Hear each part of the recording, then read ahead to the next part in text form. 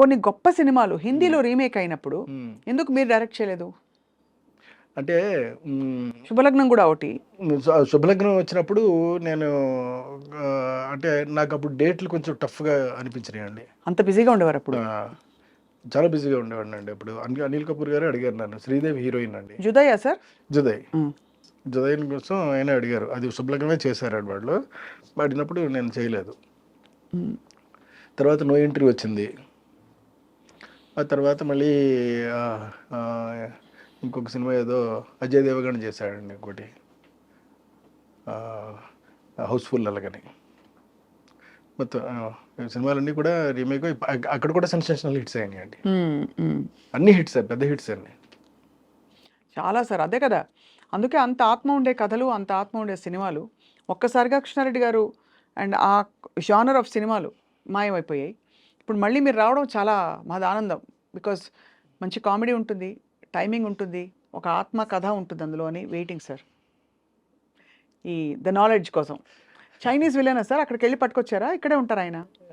లేదండి, చైనీస్ అక్కడి నుంచి చైనా నుంచి మంగోలియాలో ఉంటాడు నేను. ఎలా పట్టారు ఆయన్ని? ఇప్పుడు యాక్చువల్గా పట్టే పని మీద ఉన్నానండి. పట్టేస్తాను. చూసి మీకు కరెక్ట్ ఇదైతే కరెక్ట్, ఆడైతే కరెక్ట్ అని నేను ఎంచుకున్నానండి. ఆడ ఎక్కడ ఏంటో తెలుసుకున్నానండి. తెలుసుకున్న తర్వాత ఇప్పుడు వాళ్ళకి పంపించాము, వాళ్ళ దగ్గర నుంచి రావాలి ఇంకాను. అలాగే ఇటు ఇంగ్లీష్ హీరోయిన్ అండి, త్రిబుల్-ఆర్లో చేస్తున్న అమ్మాయి ఉంది కదా, కొంచెం ఆ అమ్మాయిని ఒకళ్ళని వేస్తానండి. మన తెలుగు వాళ్ళు ఎవరెవరు ఉన్నారు సార్ ఈ సినిమాలో? మలయాళ హీరో, ఇంగ్లీష్ హీరోయిన్, అదే మంగోలియన్ విలన్ కాబట్టి తెలుగు వాళ్ళు ఎవరు ఉన్నారు?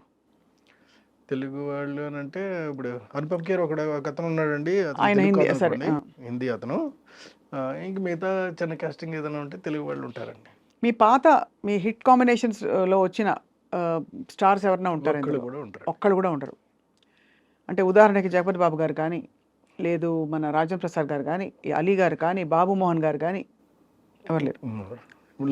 ఒకవేళ హీరోకి మదర్గా ఉంటే ఎవరైనా ఉంటారేమో నాకు ఇంతవరకు నేను ఏమనుకోలేదండి. అనుకుంటే ఇక అప్పుడు చెప్తా. కృష్ణారెడ్డి గారు అంటే clean cinema, professional film making. మీరు అన్నిటికీ మీరు తూచా తప్పకుండా మీరు ఆచరించి పాటించి చూపించారు. మీ సినిమాల్లో స్త్రీల చిత్రీకరణ ఎలా ఉండాలి, ఎక్కడ గీత దాటకూడదని. అత్యంత వివాదాస్పదంగా తయారైంది వాళ్ళ చిత్ర పరిశ్రమ. మలయాళంలో మీటూ క్యాంపెయిన్, లైంగిక వేధింపులు అనే అలిగేషన్స్ రావడంతో పెద్ద పెద్ద స్టార్ల పేర్లు కూడా వచ్చి రానట్టు వచ్చి వెళ్ళిపోతున్నాయి. మీ కామెంట్ ఏంటి సార్ కృష్ణారెడ్డి గారు? మీకు ఏమనిపిస్తుంది? ఈ పరిశ్రమలో ఇక్కడ ఉన్నా నేను. మీరు క్షమిస్తే నేను ఒక విషయం చెప్తాను. చెప్పండి సార్. న్యూస్ పేపర్లోను మోహన్ లాల్ వదిలేస్తున్నాడని ఏదో వచ్చిందని న్యూస్. ఆ హెడ్డింగ్ చదివేసి వదిలేస్తానని తప్ప లోతుకి వెళ్ళను నేను. అస్సలు పట్టించుకోనండి. నాకు ఇదంతా కావాల్సింది. నేను మీకు ఇందాక చెప్పానే, ఒక క్యారెక్టర్ నేను అనుకున్నప్పుడు ఆ క్యారెక్టర్కి అనువైనటువంటి వ్యక్తి ప్రపంచంలో ఎక్కడున్నా వెతికేస్తానండి నేను. ప్రపంచంలో అది ఎవరైనా పర్లేదు, నాట్ ఓన్లీ ఇన్ ఇండియా అండి, ఎవరైనా పర్వాలేదండి, వెతికేసేసి ఆడనే తీసుకొచ్చి పెట్టి చేస్తానండి. అది ఓకే సార్. ఇది సినిమాలు నేను చేయవలసింది అది, నేను చేయవలసింది అది, తగిందది, చేయబోయేది అదండి. అంతే తప్ప అక్కడ రాజకీయాలు ఓకే సార్. ఇది స్త్రీల రక్షణ గురించి మాట్లాడతాం, because you stand for women కాబట్టి. నేను అన్ని పట్టించుకోనండి, ఇదేమీ నాకు సంబంధం లేదు. కానీ వాస్తవం ఉందా సార్ అందులో?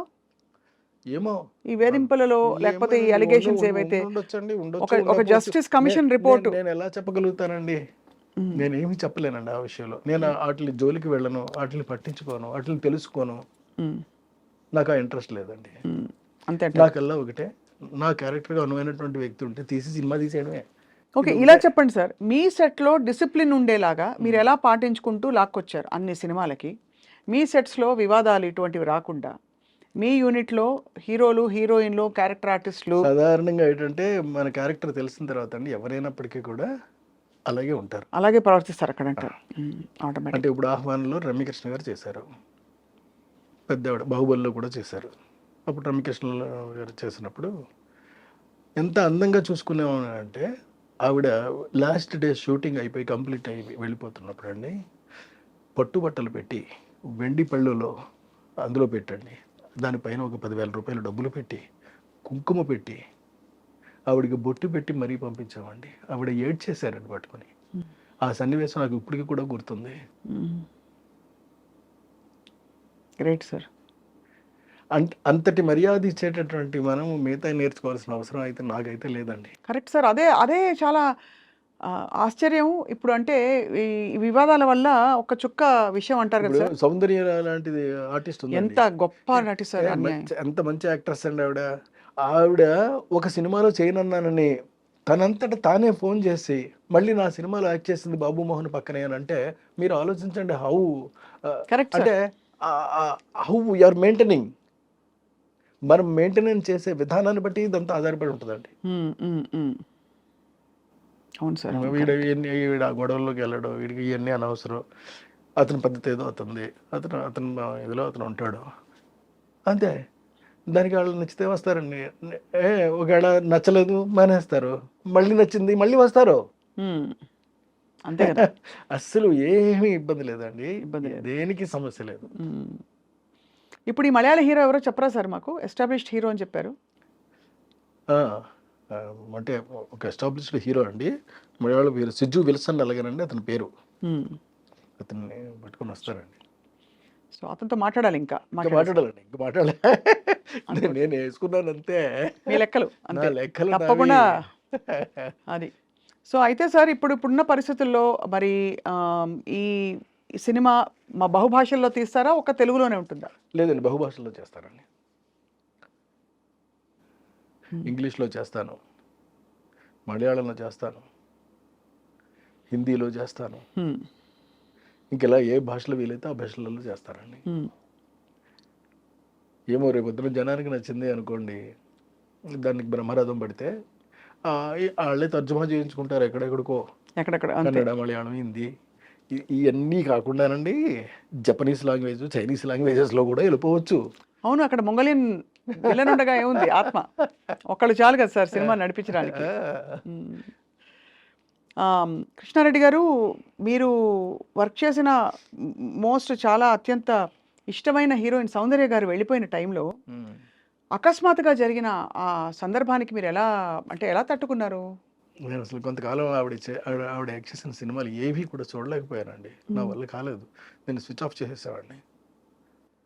ఎంత దారుణం సార్. ఎంత విధి అంటారా, లేకపోతే నాకు అసలు విధి అనే చెప్పాలంతేనండి. ఎంత చక్కని తల్లి సార్. ఎందుకంటే ఆవిడతో పాటు వాళ్ళు అన్నయ్యానండి, ఇద్దరు కలిపి మంటల్లో ఆహుతైపోయి వెళ్ళిపోయారు అని అంటే ఇంకంతకన్నా అబ్బాయి చాలా బాధాకరమైనటువంటి ఇన్సిడెంట్ అండి. మహానటి, చాలా మంచి యాక్ట్రెస్ కదా సార్. మస్ అయిపోతుంటే జనం చూసి తట్టుకోలేవండి అసలు. ఆర్తనాదాలు మామూలుగా కాదండి అవి, అన్ఇమాజినబుల్. నేనైతే నేను ఊహించుకోలేను కూడానండి ఇలా జరుగుతుంది అలాగనేది. ఊహ కూడా ఉండదు నాకు. అంటే ఇన్ని అప్స్ అండ్ డౌన్స్, కొన్ని షాకులు, విజయాలు, గ్రేట్ సక్సెస్లు, అవార్డులు, అన్ని ఎత్తుపల్లాలు అన్నీ చూసిన కృష్ణారెడ్డి గారికి జీవితం గురించి ఏమర్థమైంది సార్ మీకు? చాలా అందంగా అర్థమైందండి. చిన్నటి జీవితం ఇది, సుఖంగా, సంతోషంగా, ఆనందంగా ఉండటం ఒక్కటే మనం చేయగలిగిన పని.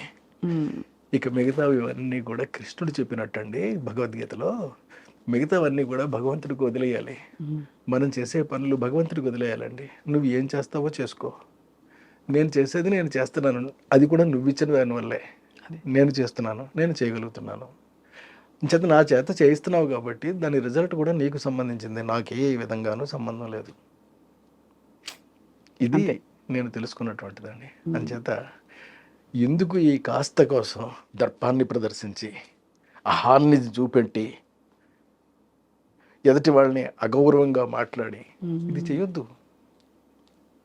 ధర్మంగా, గౌరవంగా, ఎదుటి వ్యక్తిని మర్యాద ఇస్తూ నువ్వు ఎలా ప్రవర్తించగలవో అలా ప్రవర్తించు, సరిపోద్దంతే.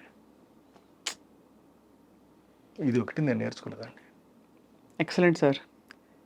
మీ కొత్త సినిమా ఎప్పుడు సార్ స్టార్టింగ్?